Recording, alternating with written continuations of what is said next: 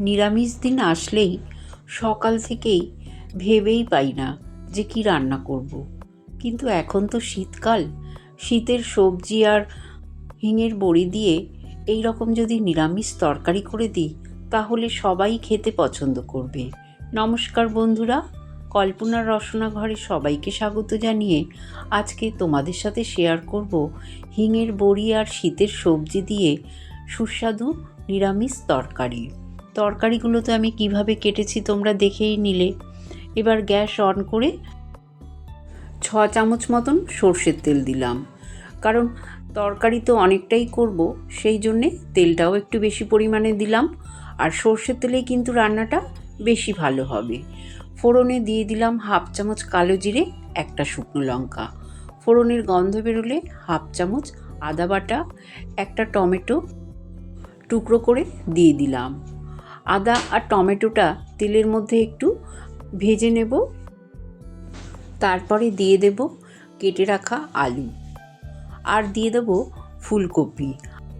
ফুলকপিটা কিন্তু আমি গরম জলে নুন দিয়ে একটু ভিজিয়ে রেখেছিলাম, সেই ফুলকপিটা দিয়ে দিলাম। নুন দিয়ে দিলাম স্বাদ অনুযায়ী। আলু আর ফুলকপিটা হালকা ভেজে নেব।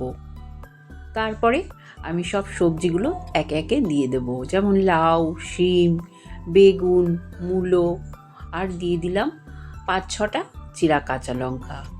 এই রান্নায় আমি কিন্তু গুঁড়ো লঙ্কার ব্যবহার করব না, কাঁচা লঙ্কার ঝালেই এই নিরামিষ তরকারিটা রান্না করব। এবার আমি স্বাদ অনুযায়ী নুন দিয়ে দিলাম, আর দিয়ে দেব হলুদ গুঁড়ো, 1/2 চামচ মতন হলুদ গুঁড়ো দিয়ে দিলাম। এবার ভালো করে মিশিয়ে নেব, ভালো করে নাড়াচাড়া করে মিশিয়ে নেব। প্রথম দিকে গ্যাসের ফ্লেমটা 5-7 মিনিট হাই ফ্লেমে রেখেই নাড়াচাড়া করব। টাটকা সবজি হলে কিন্তু একদমই জলের প্রয়োজন হবে না। সবজি থেকে যে জল বেরোবে তাতেই এই সবজিগুলো সেদ্ধ হয়ে যাবে।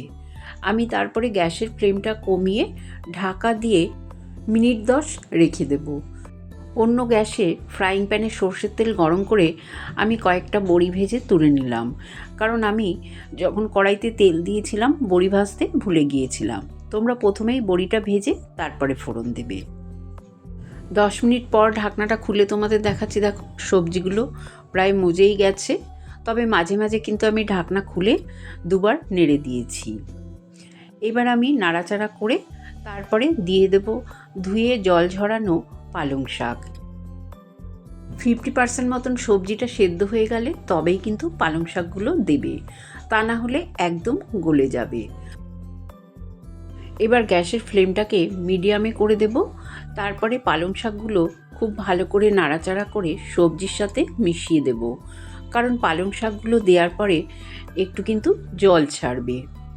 দেখো খুব ভালো করে 5-7 মিনিট আমি মিডিয়াম ফ্লেমে রান্না করে নেব। বেশ শাকটা একটু মজে গেলে তখন দিয়ে দেব ভেজে রাখা বড়ি, আর 1/2 চামচ চিনি দিয়ে দিলাম। যেহেতু অনেকটা সবজি দিয়েছি তাই মিষ্টি না দিলে স্বাদটা ব্যালেন্স হবে না, আর নিরামিষ তরকারি একটু মিষ্টি মিষ্টি হলেই কিন্তু খেতে বেশি ভালো লাগে। কিছুক্ষণ রান্না করার পর যখন সবজিটা একদম গলে যাবে, আমি 2-4টে আলু একটু হাতার পিঠ দিয়ে এইভাবে ভেঙে ভেঙে দেব। তাহলে বেশ তরকারিটা একটু আঠালো ভাব হবে, যে জলা ভাবটা আছে সেটাও কিন্তু একদম টেনে যাবে।